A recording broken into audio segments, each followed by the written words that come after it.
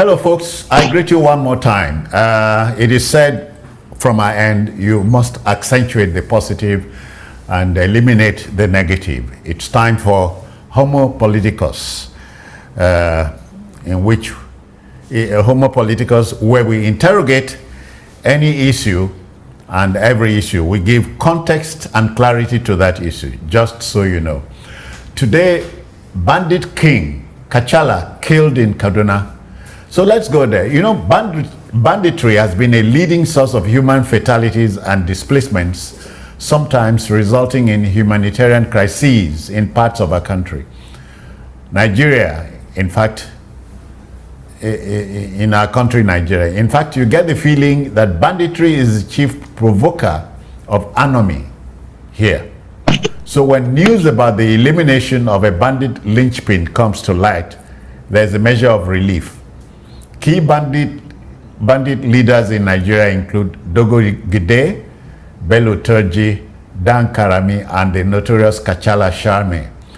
Now the cheering news came in that he, Kachalla Sharme, has been killed in a fratricidal clash between rival gangs in Kaduna. Now, two other bandit kings were also eliminated in the process, according to a statement credited to the State Commissioner for Internal Affairs, Non-Internal Security and Home Affairs, Samuel Arunwa. Now, with Kachalla out of the way, it's goodbye, I dare say, to killings, kidnappings in Kaduna and neighboring states, plus abduction in all ramifications. Tells me that with more profound intelligence, the war against banditry in our country is winnable. So let's have a conversation around that. Two gentlemen are here. So in faraway Abuja, we are joined remotely by a gentleman you want to meet and great Imo Jonathan. He's not just a public affairs analyst, he's a human rights and anti-corruption crusader. Great, I greet you. Welcome. Thank you, Citizen Jones, and good day, Nigerians. Citizen Jones, I'd like to seize this opportunity to congratulate you on your 50th anniversary as a broadcaster. We cherish your service to our nation.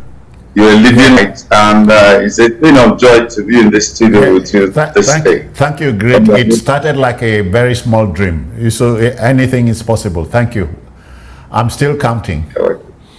All right then. Very much. Great is joined by insider and the breezy Cyril Abaku. Cyril is a broadcaster and a communications expert. Cyril, I welcome you. Thank you, Citizen Joseph. I'm glad to be here.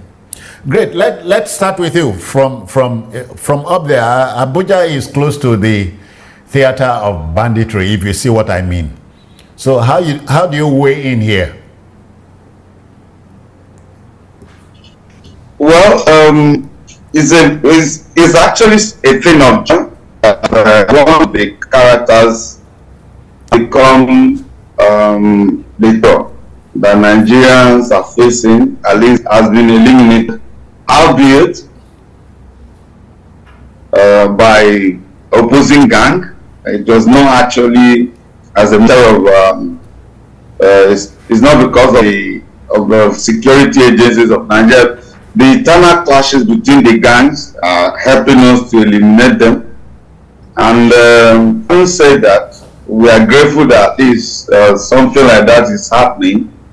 And also, we note that the information was relayed to Nigerians by a commissioner who says there are network of information from insider information. I revealed this to them. So it makes me understand that somehow the security agencies of Nigeria are somewhat in the know, that they know where some of these guys are, even that they've been elusive. Someone mentioned that they've been elusive, but from how we got to know about this, the commissioner said it was through a network of information of those in the know. That means they have a way of getting information from these gangs, these bandits and terrorists, and to their informant or whatever, which is expected because in the crimes, the first thing security agents do is to plant themselves, embed themselves within these organizations and be able to monitor them and follow them up, and then until such time when they intend to maybe liquidate or do anything that's necessary. I'll be surprised if they haven't done that. But from this news, it appears there is some level of connect. We should know where they are. But where I'm heading to this morning is something that I read. I watched it on YouTube. The interview granted by CDS, General Musa, it was actually quite revealing. In that interview, the Chief of Defense Staff said that the kinetic measure for curing this is just about 20-25%.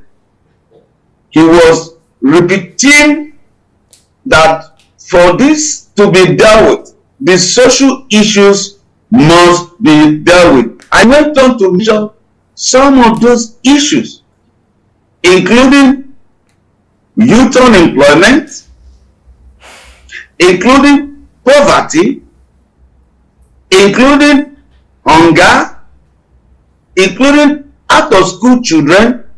Now, if you are a good observer of events and political activities in Nigeria, you will know that the CDS is at the apex of the Nigerian military, is a member of the current administration. Without going straight forward, he was saying something to the government of the day and to the political elite in Nigeria, that himself, even being part of this government, having indicted this administration. I don't think people paid attention to those things said. He indicted the administration which is part of, because he's telling both the political elite and the current administration that this issue of terrorism, banditry, and whatever names you want to give them, you cannot solve them through kinetic measure alone. Yes, there is this kinetic measure that requires to break on those who have found job in killing Nigerians, who are in industry out of the death of Nigeria. Measure because they have to, but the flow of their recruitment of young Nigerians in this terrorism act, there must be something must be done. I know the is long way coming, but in solving the problem, let's talk about what is the immediate measure, what is mid-term, and the long-term measure. Yeah. For example, thank you, great for your opener. Thank you. I can let me excise this statement from all you've said. The enemy of my enemy is my friend. If you got what I meant there. I don't think the ambiguous explanation. Okay, then we'll being sounded by the CDS, calls attention by the current administration as part of the measure. Okay, thank you. We'll get back to you. Cyril, you know, the last leg of his comment will, strikes me. Cure the cause, the effect will take care of itself. The cause is what we are looking at. Out of school children, unemployment and the vicissitudes of daily living Nigerians are going through. Yes, and the fact that again, when we have made unemployment not to be an incident or an event, but a way of life, as it were, when it lingers too long, when out of school children continue to swell and remain so, They have to look and for roam free. They are freely used. Then they become cannon fodder. Yes, Yeah. they are freely used. And to what end? Those couldn't be for positive ends. Yeah. Even if they are out of school, what else could they do? Vocational training? None. A governor who had a PhD in public administration was rather empowering people. In the name of empowerment, was buying them cats and what we call wheelbarrows, and buying them noodles. You know, that was his own definition of empowerment. Instead of enabling them to get utilitarian skills that could provide instant value for their lives. But I want to come back to Kaduna State. While we look at the problem of terrorism from a very broad policy point of view, I'm looking at Kaduna. Kachalla Sharme has been killed. He was a top wanted terrorist. Yeah. He had committed the most heinous crimes. He was behind the kidnap of 121 students of Better Baptist School. They said he had been involved in rustling an innumerable head of cattle. They said he was responsible for terrorizing Chikum and Kaju areas, if I'm correct. etc. His profile is so big. Mr. Arunwan, who is intimidating. Intimidating. Mr. Samuel Arunwan, who now issued this copious statement, was about a little over a year ago in the same office as Commissioner for Security and Internal Affairs in Kaduna when El-Rufai was governor. Yeah. It was during his time that El-Rufai said that they know where the terrorists are. They listen on their phone conversations. But why haven't you gone to attack them? Nobody knew. Now, I have a few questions. How is it that a man with such a high profile in criminality and banditry, and the police knew that he was a top wanted person, they couldn't get him? He was killed in a gang war, gang fighting. That's how he got killed. And the government is the one telling us that the man has been killed in gang war. They had no part in the warfare. They didn't go there.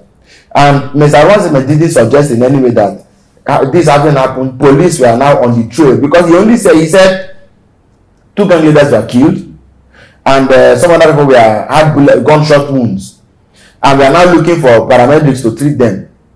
That we are looking for, okay, so we know, and you want the public to look out for them and give information. But I'm asking, how about the police? Because does the government have such a wide and extensive network of human intelligence, which is the heart of core intelligence, and they are not able to turn in this Kachalla Sharme? They couldn't. Then the people who went to fight him had all the time to travel to go and wage war in his backyard. But quickly, let's underscore intelligence here in this, because Sam Arunwan is saying also that when civilians volunteer information, such information will be treated in the strictest confidence. Tells you they require intelligence. Well, I'm not saying they don't require intelligence. I'm only looking at how far they've come to project how far they want to go. You must understand how we got to this situation where civilians are afraid of volunteering information.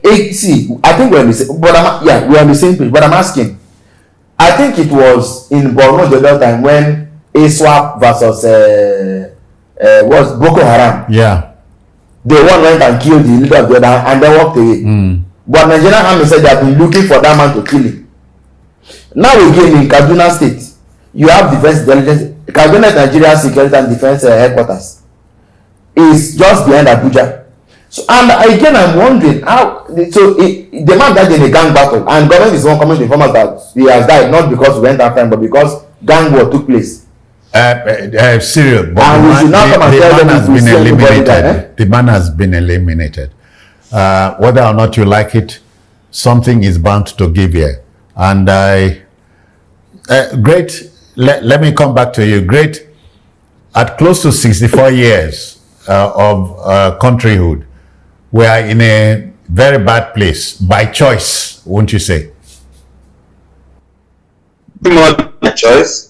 The unfortunate thing that happened to Nigeria, my estimation, is the quality of leadership that descended upon Nigeria after the First Republic. I can say that the First Republic leaders, those who fought for independence, more visionary, but actually they didn't have a vision of a united Nigeria. When you read their statements from Tafawa Balewa to Awo to Sik, they were regional leaders, but who came together to fight for Nigeria's independence. Our philosophy of nationhood was missing. That is the constitution today. Borrowing from that era to this point, there are a lot of traditions. We say we're a separate state, but you still get to read about religious impute. Up until this time, we are still subsidizing oppression. All of those is contradicted. I said that to say this. If you read books like Great Gates Marathon, you will understand the philosophy of modern China and the foundation that was laid by the founders of modern China, what they meant going forward. Is a country of 300 ethnic groups. Many people don't know where China would think they are actually, homogeneous. They are not. The countries like they are close to 200, and many other places like that, even as small as Singapore is, they are multi-ethnic in that dimension, no matter how small. Yeah. But they have a philosophy of nationhood. So the vision that the individual citizen must be the representation of the nation, but the well-being of that individual citizen must be at every time the ultimate goal and the objective of our nationhood. Hence, you wouldn't have leaders who personifies this nationhood, who sees Nigeria from the point of colonial rulership, and they be neo-colonialists who have inherited the colonial structure over their people. So we have people in leadership who are just there for what they get. They don't care about the citizen. Because of that, why they are focused on plundering, primitive in materialization, they lost focus of this nationhood. They can't build. When you read also the book, Why Nation Fail, you need to understand with the characters and the mentality of the political and the ruling elite in Nigeria, you can't go forward. It is not how many years we have been. If you read the book from third world to first world, Lee Kuan Yew reference their visit to Nigeria when he and his leaders or his colleagues in the governance of Singapore going from country to country, trying to extract ideas on how to run the country, an impoverished nation, even a nation that people who did not want to secede from Malaysia, but they were asked to go because they felt that part of the nation was a burden. That was how critical their case was. But in one of those trips to Nigeria, the response to the question he asked members of the team while he was on the airplane was when some of them said Nigerian leaders were enjoying, and he told them that is the lesson we must learn, not to be like them. The squander mania in Nigeria has lost it. Yeah, great. Singapore might be too further afield. Just next door here in Rwanda committed suicide, if you understand me, in April 1994. Exactly. But 25 years after, they have picked up the pieces of their lives, and Rwanda, I hear, is a go-to area. If you can take me there, I want to go there. But thank you. Yeah, leadership must also rely on a corresponding followership. When you look at the leadership problem in Nigeria, you must talk about the followership pattern, where it is our turn. Tomorrow it is their turn, and this turn by turn thing, it's a choice we are making, and which is awful serious. It is, and let me explain quickly that I'm glad you talked of corresponding followership.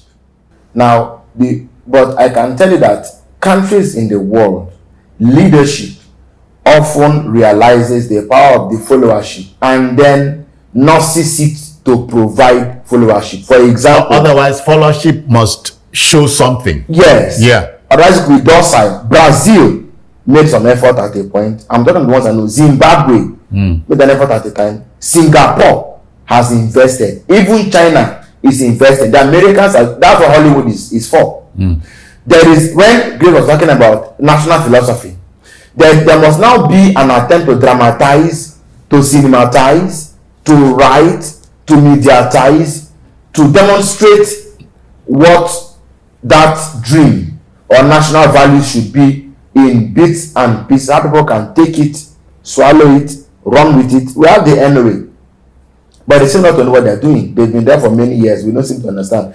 We had NAMS at a point that was a bit visible. But the fact is that followership, especially democracy today, that in Africa, we've been traditionally and psychologically wired to, well, it's the word subservient, but to be loyal to authority. If you like. So, okay, because Great wants to say something. Great, come in here. The problem in Africa, no, hold on, just a minute. The problem in Africa, scholars have told us, is leadership. Okay, but you have agreed that there's a corresponding followership in Africa, which that void is yet to be filled. Do you subscribe to this so-called philosophy of dictatorial? The leader must be dictatorial to keep the country afloat, right? Not really, I don't, because many people talk about Venezuelan dictator. Why I'm saying that is, I just mentioned Rwanda. People, scholars are telling you and I that Paul Kagame is dictatorial, and that's why he is getting away with many things.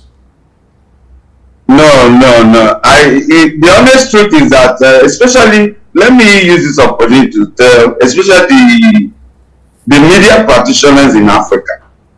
Sometimes I watch Nigerian media, and I see that we are parroting or following the talking point of the Western media in projecting our narrative both about ourselves and the global world. Honestly, because in all of these accusations, I thought Rwanda, I've done my analogy of things.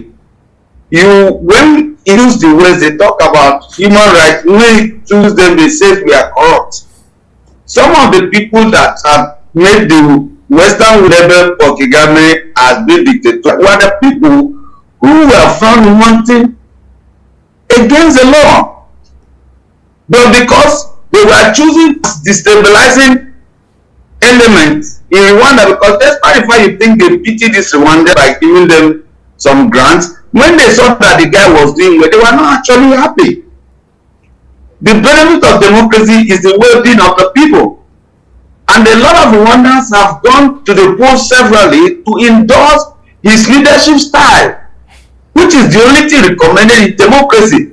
Assuming there were no free and fair elections, I could say that is a problem. But both home and abroad, both local observers and foreign observers agree that he has been winning popular elections. Some of those people that he was going against were people who were part of the genocide in Rwanda and who were later pardoned by Europeans and given asylum.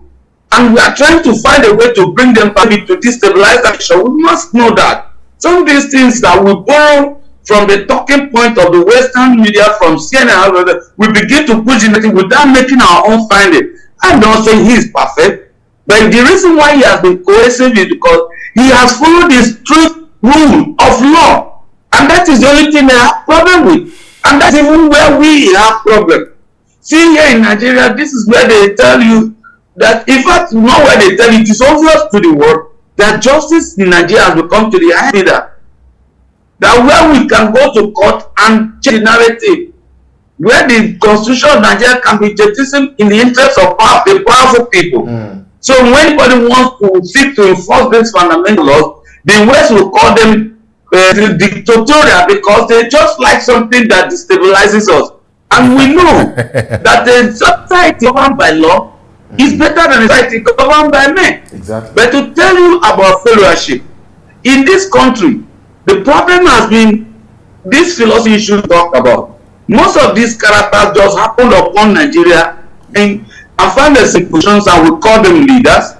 They actually bring nothing to the table. But in some cases, They found out that new religious and tribal, this thing, because that's the only place they can descend into to find accommodation. They cannot rise above. They use those elements, dividing them to find accommodation, followership. But we always use this narrative, biblical narrative, pardon me, for those who are not Christians. In the book of Habakkuk, the sun shall stand up watch to hear what the Lord shall say to me. And he says to me, write the vision down and make it plain. And he who reads of it might run with it. Fundamental, write the vision down, make it plain. Two things. Sometimes you just complain about followership, but the followership has not been, the followers have not even been educated about what the vision is, about what the philosophy is, about what the end point will be, and the body picture. Not it. Common sense says that where there is no structure, there cannot be order, there cannot be establishment, and there cannot be progress. So these buccaneers all around political structures in Nigeria are just like bandits who are upon Nigeria. They have no vision, and it is obvious. And sometimes they don't want you to talk, they rush you down, they don't want to have a conversation, they don't want to have a debate over what their vision and philosophy is. So some people follow them. Yeah. People follow some. In fact, sorry to say, even this bandit, they have the reason why some of them are following touching and the rest of them, they came under the umbrella of fighting for Islamic Republic. Yeah. Okay. When you talk of IPOB, they came under the banner of fighting for restoration of Biafra. But what is the vision of those ruling Nigeria for Nigeria? Unfortunately. Great. You know, time is a master on this show, as indeed on any other show. But then, just before we go, Cyril, Colombia determined it was time for the drug law. What's his name again? El Chapo? No. Yeah. Who is the other one? Escobar. Pablo Escobar. Pablo Escobar. It was time to take him out. Yes. And they took him out. They did. But in Africa, if Pablo was an African, you would hear things like, now only him, but that's also not helping matters. It's not. And again, if you nail a bandit here, you hear stupid statements like, he's not the only one, and so on. Let me just cut in here. Barrister Evans Ofeli has written a beautiful novel, The Guardian of the Tribes. At the point of of Nigeria's formation, it was the tribes that came together for the promise of nationhood, of nationhood. Or countryhood. Now that nationhood has failed, the natural tendency is for the tribes to fall back into those enclaves of their security. So, that's why I said, leadership must rise up and take the responsibility of fulfilling that promise of nationhood, to say, having left your enclaves and come together, this is the new path we must follow. Yes, Cyril, is it possible? Great, I hope you are listening. Is it possible for a leader in Nigeria to be his own man or woman? It is very possible. Okay, without ruffling feathers. Well, but that's what we're planning to do. The one that who did that was Murtala Muhammad, who controlled him. He called his own shots. If a leader understands what, because for us to clean this why was his life cut short? Of course it was cut short, but what I'm saying is that prebendalists. Of course they had to. They did. Not that they had to, but they did. That's what I'm saying, that to clean this Aegean stable, somebody must rise up to take the challenge. And the earlier we did it, the better. Because leadership must always show the way. The way and manner in which Kachalla has been killed now, what civilization is in there, is in it. How does that give us a template for killing others? Or we should be hoping and praying that they will keep on fighting among them? How is that a solution to the problem? That a gang will look for another gang and they plan to go and kill him. We didn't know. They gathered intelligence. We didn't know. Maybe they got arms together. We didn't know. They planned. We didn't know. They attacked him and killed him. And we are coming to tell Nigerians that he has been killed in a purported fratricidal war. If all our government wants to do is to tell us what happened, why should we even believe them? That for me is the problem. Nigeria alone has spent billions and trillions on insecurity, and we are hearing that one gang went to kill another gang. Okay, great. How do you wrap this up? Can you do so in 60 seconds? Yes, I will say that unfortunately, Nigeria also have issues. Those who are in Nigeria, unfortunately, have issues with resource management allocation. Nigeria, you know, when I hear about oil theft, hear about all these things, and then everywhere on our roads are police checkpoints, hassling with drivers over 500 naira. I'm ashamed to say the least. Today we are buying Kano Church in billions of dollars. But the bandits you're fighting, they already have anti-rocket launcher. Why don't you prioritize drones?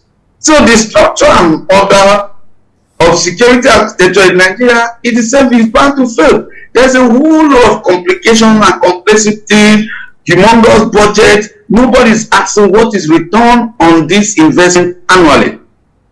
Billions upon billions, insecurity, everything is noise. No clarity. You have less than 300 and so thousand police officers, close to 100,000 are fighting these political buccaneers around, making noise, beating up who? Right. There's an effective security architecture. It's legitimate power. 50,000 men well equipped with all intelligence just can take these guys out. All right. How can we have I must stop you here.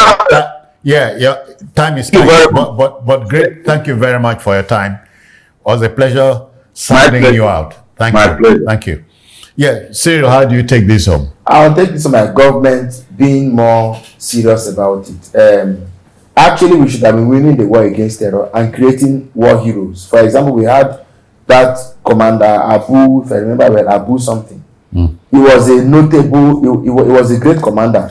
How come I'm not making heroes out of this whole thing? Government should put its money on the ground, of course, yes. And like Great said, in the long term, this is not a war to be fought and won by kinetic means alone, by boots and bullets. What is the grander plan of making sure that people are taken off the streets instead of not going to school, that they go to school, and I will create means of livelihood for them to be actively and positively engaged, so that anything beyond that we can now use the soldiers to clear them out. But until we do that, even government now is beginning to fail because they're waiting for two fighting, one kill the other, then they come and come on. All right, folks, we are done, but we may or may not have, gotten you to look at the issue dispassionately. But again, the debate will continue in your part of town. We are done from this end, but just to say that the war against banditry in my country is winnable if we set our minds to do so. As I said at the beginning, we must accentuate the positive and eliminate the negative. So we're out of here. One more time, great Imo Jonathan, we thank you for your time. Thank you until the next time. Thank you, Citizen Jones and Cyril. God bless you. And Cyril Abaku, thank you. We'll see you next time. A pleasure, Citizen Jones, and great. Thanks for being here also. And until next time, this is yours sincerely, Citizen Jones Hussein saying bye-bye and thank you.